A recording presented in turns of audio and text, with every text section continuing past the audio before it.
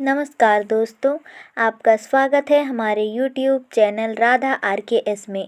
आज हम आपके लिए गयासुर की कथा लेकर आए हैं। तो चलिए जानते हैं आज की कथा को पूरा ज़रूर देखें और साथ ही हमारे चैनल राधा RKS को सब्सक्राइब कर दें। तो चलिए आगे बढ़ते हैं। हिंदू धर्म में मृत व्यक्ति की आत्मा की शांति के लिए पिंडदान किया जाता है। पितृपक्ष के दौरान पितरों को तर्पण भी इसीलिए दिया जाता है ताकि उनकी आत्मा को शांति मिले और उनको सद्गति प्राप्त हो सके।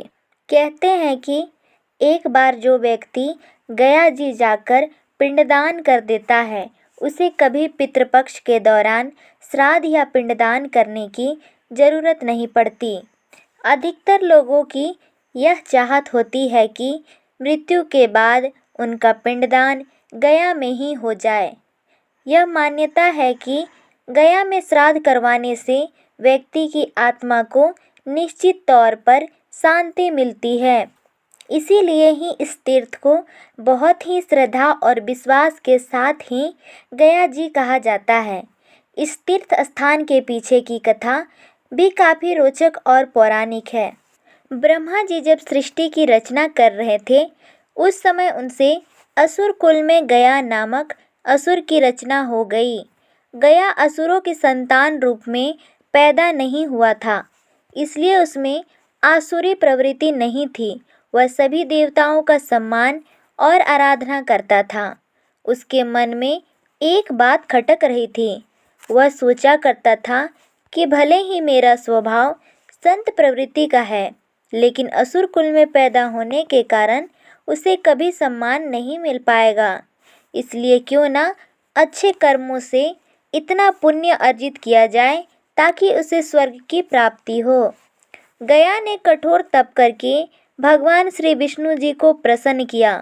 भगवान ने गयासुर को वरदान मांगने को कहा, तो गयासुर ने मांगा, भगवान आप मेरे शरीर में वास करें, जो मुझे देखे उसके सारे पाप नष्ट हो जाएं, वह जीव पुण्यात्मा हो जाए और उसे स्वर्ग में ही स्थान मिले।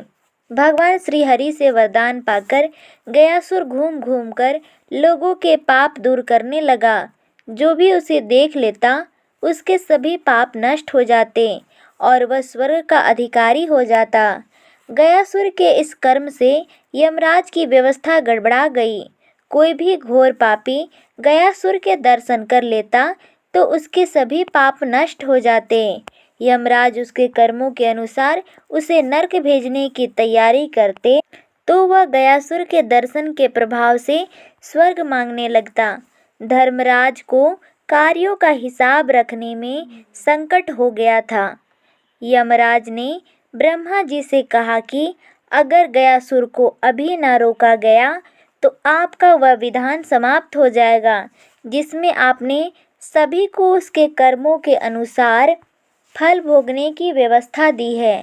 पापी भी गयासुर के प्रभाव से स्वर्ग भोगने लगते हैं। ब्रह्मा जी ने उसी समय उपाय निकाला। उन्होंने गयासुर से कहा कि तुम्हारा शरीर सबसे अधिक पवित्र है, इसलिए मैं तुम्हारी पीठ पर बैठकर सभी देवताओं के साथ यज्ञ करूँगा। उसकी पीठ पर यज्ञ होगा। यह सुनकर गयासुर सहर्ष तैयार हो गया। ब्रह्मा जी सभी देवताओं के साथ एक पत्थर से गयासुर को दबाकर बैठ गए।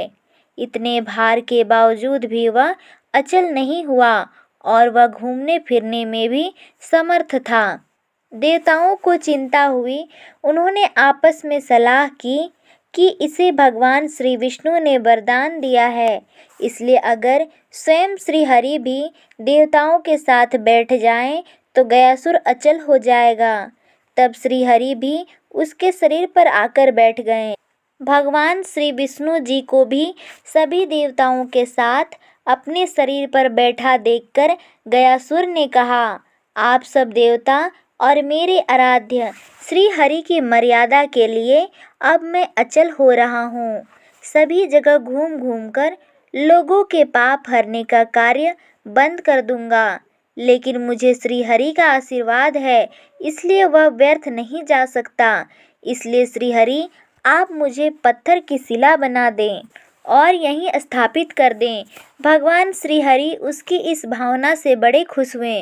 उन्होंने गयासुर से कहा, अगर तुम्हारी कोई और इच्छा हो तो मुझसे वरदान के रूप में मांग लो। गयासुर ने कहा, हे नारायण, मेरी इच्छा है कि आप सभी देवताओं के साथ अप्रत्यक्ष रूप से इसी शिला पर विराजमान रहें और यह स्थान मृत्यु के बाद किए जाने वाले धार्मिक अनुष्ठानों के लिए तीर्थ स्थल बन जाए। भगवान श्री विष्णु ने कहा, गया, तुम धन्य हो। तुमने जीवित अवस्था में भी लोगों के कल्याण का वरदान मांगा और मृत्यु के बाद भी मृत आत्माओं के कल्याण के लिए वरदान मांग रहे हो। तुम्हारी इस कल्याणकारी भावना से हम सब बंध गए हैं। तब भगवान श्री हरि ने आशीर्वाद दिया कि जहाँ गया स्थापित हुआ वहाँ पितरों के श्राद्ध अर्पण करने से मृत आत्माओं की पीड़ा से मुक्ति मिलेगी और इस क्षेत्र का नाम गयासुर के अर्धभाग गया नाम से तीर्थ रूप में विख्यात होगा। मैं स्वयं यहाँ विराजमान रहूँगा। गया तीर्थ से समस्त मानव जाति का कल्याण होगा और साथ ही वहाँ भगवान श्री विष्णु जी ने अपने पैर का निशान स्थापित किया, जो आज भी वहाँ के मंदिर में स्थित है। गया में फल्गु नदी प्राय सूखी रहती है। इसके संदर्भ में भी एक कथा प्रचलित है। श्री राम अपनी पत्नी सीता जी के साथ पिता दशरथ का श्राद्ध करने गया धाम पहुँचे। श्री राम श्राद्ध कर्म के लिए आवश्यक सामग्री लेने के लिए चले गए। तब तक राजा दशरथ की आत्मा ने पिंड की मांग कर दी। फाल्गु नदी तट पर अकेली बैठी माता सीता जी अत्यंत असमंजस में पड़ गई। माता सीता जी ने वहां उपस्थित फाल्गु नदी, गाय, वट वृक्ष और केतकी के फूल को साक्षी मानकर पिंडदान कर दिया। जब श्री राम जी आए तो उन्हें पूरी कहानी सुनाई, परंतु भगवान को विश्वास नहीं हुआ। तब जिन्हें साक्षी मानकर पिंडदान किया गया था उन सबको सामने लाया गया। उनमें पंडा, फाल्गु नदी, गाय और केतकी फूल ने झूठ बोल दिया, परंतु अक्षय वट ने सत्यवादिता का परिचय देते हुए माता की लाज रख ली। उन सबके झूठ से क्रोधित होकर माता सीता जी ने फाल्गु नदी को श्राप दे दिया कि तुम सदा सुखी रहोगी, जबकि गाय को मैला खाने का श्राप दिया, केतकी के फूल को पितृ पूजन में निषेध का और वट वृक्ष पर प्रसन्न होकर सीता जी ने उसे सदा दूसरों को छाया प्रदान करने व लंबी आयु का वरदान दिया। तब से ही फाल्गु नदी हमेशा सूखी रहती है, जबकि वट वृक्ष अभी भी तीर्थयात्रियों को छाया प्रदान करता है। आज भी फाल्गु तट पर स्थित सीता कुंड में बालू का पिंड दान करने की परंपरा संपन्न होती है। तो ये थी गयासुर की कथा। तो वीडियो को पूरा देखने के लिए धन्यवाद। कृपया हमारे चैनल को सब्सक्राइब कर दें और साथ ही बेल आइकन प्रेस करना ना भूलें। धन्यवाद।